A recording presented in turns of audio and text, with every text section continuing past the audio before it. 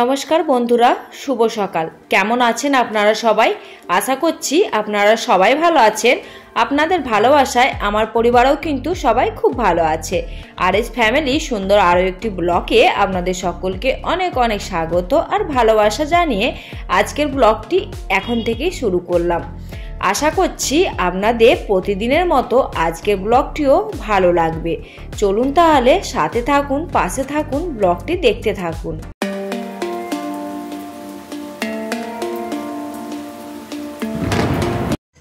সকালবেলা সবার প্রথমে ঘুম থেকে উঠে জানালা দরজাগুলোকে খুলে দিচ্ছি। তার কারণ প্রচণ্ড পরিমাণে গরম পড়েছে, আর যেহেতু সারা রাত বন্ধ থাকে সেই জন্য সকালবেলা রুমের মধ্যে ঢুকলেই যেন একটা কীরকম গরম ভাবকা মারে। দরজা জানলাগুলো খুলে দিলে 10 মিনিট পরে বেশ অনেকটা পরিমাণে ঠান্ডা হয়ে যায়। আর এই তো এরই মধ্যে একটু ব্রুশ করে ফ্রেশ হয়ে নিয়ে চলে আসলাম। মাথাটা একটু টান টান করে খোঁপা করে নিলাম, তার কারণ এই গরমের দিনে ঘাড়ের কাছে চুল ভিজি করলে কিন্তু একদম বিরক্ত লাগে। এই টান টান করে চুলটা বেঁধে নিলাম। এবারে সকালের বাসি কাজ কিছুটা কমপ্লিট করব।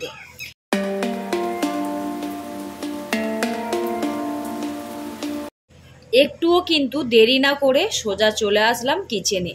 কালকে যে টেবিল ম্যাটগুলো ধুয়েছিলাম সেগুলোকে আবারও টেবিলে রেখে দিলাম। তারপরে এই তো অগ্নিদেবকে একটু নমস্কার জানিয়ে গ্যাসটাকে অন করলাম। তারপরে একদিকে দুধ আর একদিকে গরম জলটা বসিয়ে দিলাম।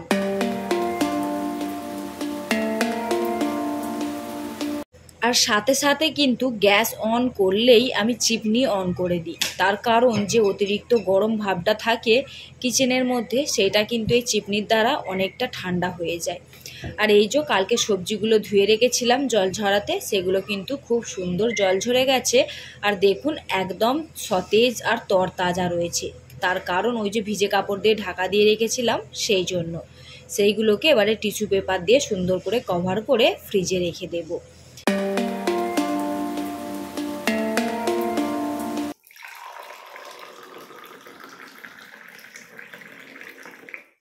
আর এই তো দিনের শুরুটা কিন্তু এই লেমন ওয়াটারটা দিয়েই শুরু করলাম। এই লেমন ওয়াটারটা খাবার পরে কিন্তু সত্যি অনেকটা বেলি ফ্যাট, এক্সট্রা ফ্যাট যেগুলো সেগুলো কিন্তু কমে গেছে। আমি কিন্তু বেশ অনেকটা উপকৃত হয়েছি এই লেমন ওয়াটারটা খেয়ে। আপনারা কিন্তু চাইলে এটা ট্রাই করে দেখতে পারেন। যাদের মনে হয় যে একটু এক্সট্রা ফ্যাট বেড়ে যাচ্ছে তারা কিন্তু অবশ্যই ট্রাই করবেন। এর ফলাফল কিন্তু 1 সপ্তাহের মধ্যেই পাওয়া যায়। আর এবারে একদম কিন্তু আমি চা বসিয়ে দিয়ে চলে যাব স্নানে। তার কারণ এই যে লেমন ওয়াটারটা খেলাম না, এর পরেই কিন্তু ফ্রেশ হতে লাগে। আমার তো এটা প্রতিদিনের অভ্যাস হয়ে গেছে, লেমন ওয়াটার খাবার পরেই আমাকে ফটাফট বাথরুম যেতে হবে ফ্রেশ হওয়ার জন্য।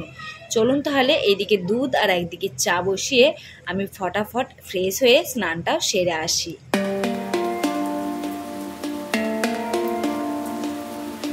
এরই মধ্যে কিন্তু আমি স্নান আর পুজো দুটোই করে নিয়েছি। যেহেতু আজকে সানডে সেহেতু কিন্তু কাজগুলো একটু এদিক ওদিক এলোমেলো হচ্ছে। তার কারণ যেহেতু বাচ্চারাও বাড়িতে আছে, হাজব্যান্ডও বাড়িতে আছে, সেই জন্য দেখবেন বাড়িতে যখন সবাই থাকে তখন কিন্তু কাজের একটু হেরাফেরি হয়। সেরকম আজকে আমারও হচ্ছে। তো যাই হোক, মোটামুটি স্নান সেরে পুজোটা দিয়ে নিয়েছি। আর এই তো একটু এখানে পাঁপড় ভেজে নিচ্ছি। হাজব্যান্ড বলছে এখন তো ঘড়িতে প্রায় অনেকটাই সময় হয়ে গেছে, 8:30 পৌনে 9টা মতো বেজে গেছে আজকে। তার কারণ আজকে একটু দেরি করে ঘুমের থেকে উঠেছিলাম, যেহেতু সানডে সেহেতু চাপ ছিল না সেই জন্য। তো হাজব্যান্ড বলল চা শুধু খাবো না, একটুখানি মুড়ি মাখাও। সেই জন্য গরম গরম পাঁপড় ভেজে নিলাম। আর শসা, পেঁয়াজ কুচি, কাঁচা লঙ্কা, টমেটো দিয়ে আর একটুখানি ওপর থেকে আদাকে গ্রেট করে দিলাম। তারপরে দেখুন এইরকমভাবে পাঁপড়গুলোকে কিন্তু ভেঙে ভেঙে দেব। এতে কিন্তু মুড়ি মাখাটা খেতে খুবই টেস্টি হয়। যেহেতু পাঁপড়টা মশলা পাঁপড় সেই জন্য কিন্তু পাঁপড়টাও টেস্টি, তার সাথে আবার এইরকমভাবে মুড়ি, আবার ওপর থেকে একটুখানি দিলাম সর্ষের তেলের ছিটা। তারপরে পরিমাণ মতো নুন আর গরম মশলা দিয়ে ভালো করে এবারে মাখিয়ে নেব। অল্প করে দিয়ে দিলাম একটু চাট মশলা।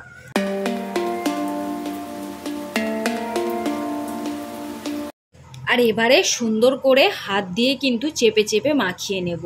এই মশলা মুড়ি হাত দিয়ে না মাখালে কিন্তু মজা আসে না। সাথে নিয়ে নিলাম গরম গরম ব্ল্যাক টি। প্রথমে কিন্তু দুধ চা বসিয়ে দিয়েই আমি ফ্রেশ হতে গেছিলাম। হাজবেন্ড কিন্তু তখন বাড়িতেই ছিল। আমি বলে গেছিলাম চাটা হয়ে গেলে বন্ধ করে দিও, কিন্তু ওর কি ব্যাপার হয়েছিল কি জানি, ওকে হয়তো কেউ বাইরের থেকে ডেকেছিল, তো ও বাইরে চলে গেছিল। এসে দেখি চাটা পুরো একদম বাটিতে বসে মরে গেছে। সেই জন্য আর কি করব, অগত্যা ওই চাটাকে ফেলে দিয়ে একটু ব্ল্যাক টি বানিয়ে নাস্তাটা করে নিলাম।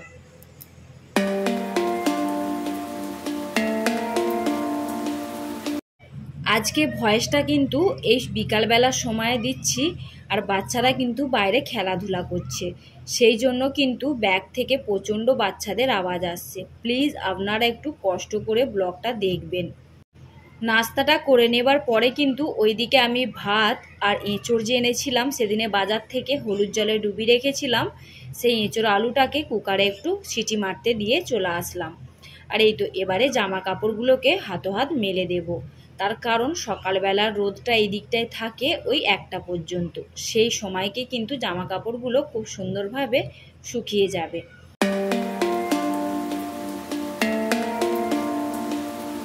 বন্ধুরা, আজকে আমার ব্লগটি আপনাদের কেমন লাগলো অবশ্যই কিন্তু কমেন্ট করে জানাতে ভুলবেন না। যদি বেশি ভালো লেগে থাকে তো অবশ্যই একটা লাইক দিয়ে দেবেন। আর যদি কোনো নতুন বন্ধু আমার আজকের এই পর্যন্ত ব্লগটি দেখে থাকেন, আপনাদের কেমন লাগলো আপনারাও কিন্তু একটা ছোট্ট করে মিষ্টি করে কমেন্টের মাধ্যমে জানাতে পারেন। আপনাদের মিষ্টি মিষ্টি কমেন্টগুলো পড়ে কিন্তু বেশ অনেকটা মোটিভেট হই। আর যদি চ্যানেলটিকে সাবস্ক্রাইব না করে থাকেন অবশ্যই কিন্তু চ্যানেলটিকে সাবস্ক্রাইব করে আমাকে ইউটিউব পরিবারে একটুখানি জায়গা বানিয়ে নিতে সাহায্য করবেন। আর যে সকল বন্ধুরা এই কাজটা করে রেখেছেন তাদের তো অনেক অনেক ধন্যবাদ আর ভালোবাসা জানাচ্ছি।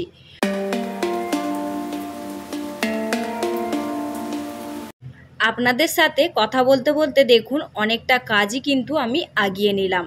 জামা কাপড়গুলো সুন্দর করে মেলে দিলাম, আর এইদিকে দেখুন চুলটাকেও সুন্দর করে ছাড়িয়ে ফেললাম যেহেতু শ্যাম্পু করেছিলাম। আর তারপরে এই যে গাছগুলোকেও সুন্দর করে একটু স্নান করিয়ে দিলাম। আমার কি মনে হয় বলুন তো, যেমন আমাদের কিন্তু সকালবেলা হলেই স্নানের জন্য মনটা ছটপট করে, সেরকম কিন্তু এই গাছগুলোরও, যেহেতু ওদের জীবনটাই কিন্তু এই জলেতে। আমরা তো তবুও খাওয়া দাওয়া করি বা সারাদিনে এটা ওটা করতেই থাকি, নিতেই থাকি, আর ওরা কিন্তু এই যে সকাল সন্ধ্যে একবার করে জল দেওয়া হয় তার ওপরেই কিন্তু নির্ভর। সেই জন্য ওদেরকেও সুন্দর করে স্নান করিয়ে ওদেরকেও একটু ঠান্ডা করে দিলাম। ওরা ঠান্ডা হলে তবেই তো আমাদেরকে মিষ্টি মিষ্টি ঠান্ডা ঠান্ডা হাওয়া দেবে, তাই না? আর এই তো সাথে সাথে একদম বাইরেটা জল দিয়ে ধুয়ে দিলাম। আর এই যে কালকে গাছগুলো লাগিয়েছিলাম সেগুলোকেও রোদে দিয়ে দিলাম।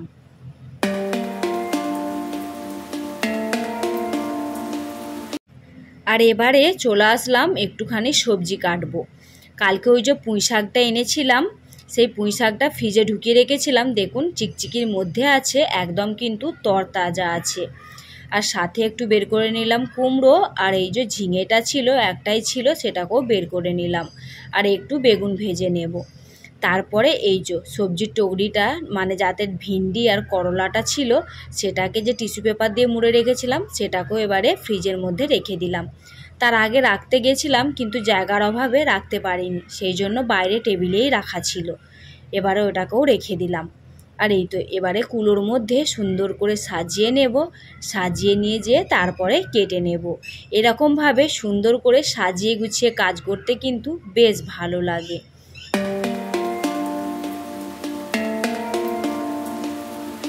আর এই তো এবারে বসে সবজিগুলোকে কেটে নেব, আর আপনাদের সাথে কিছু কমেন্টে রিপ্লাইও শেয়ার করব।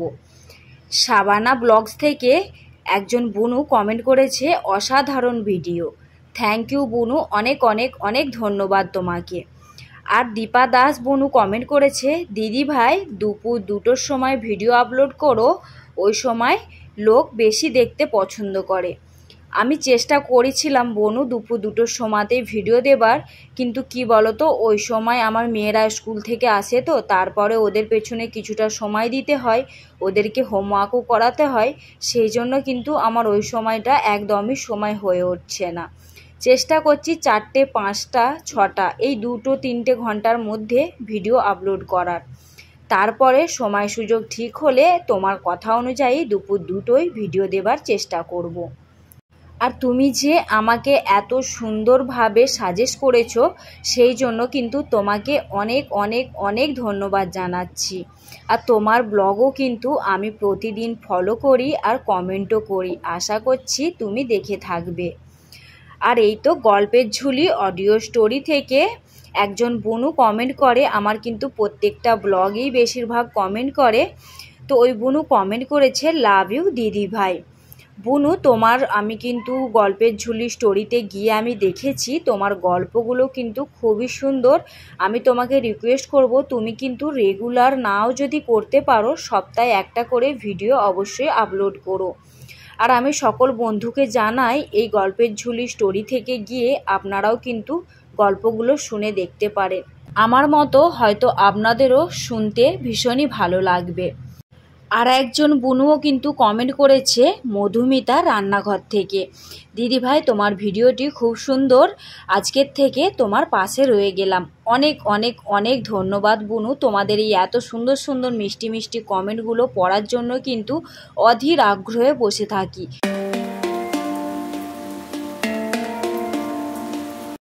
আর এই তো এইখানে আপনাদের সাথে গল্প করতে করতে কিন্তু বেশ অনেকটা কাজই আমি আগিয়ে ফেলেছি।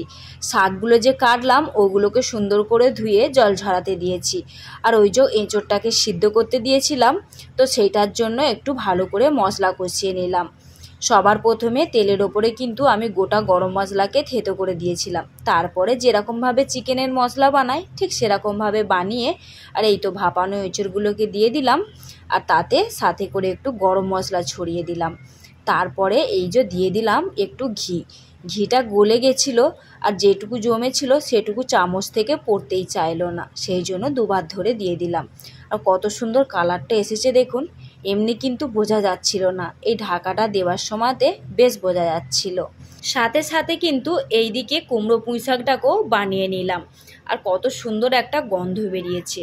চলুন তাহলে এবারে লাঞ্চটা কমপ্লিট করে নিই, তার কারণ এত সুন্দর সুন্দর খাবার দেখে কি আর বেশিক্ষণ থাকা যায়। এই তো নিয়ে নিয়েছি সালাদ, তারপরে আছে নিম্বু, তারপরে আছে কুমড়ো পুঁই শাক, মাছের ঝাল, আর আছে এঁচোড়ের সবজি। মাছের ঝালটা অবশ্য কালকে যেটা রাত্রে বানিয়েছিলাম সেটাই। চলুন তাহলে আজকের মতো ব্লগটিকে এখানে এন্ড করছি, আবারও দেখা হবে আপনাদের সাথে নেক্সট একটি ব্লগে।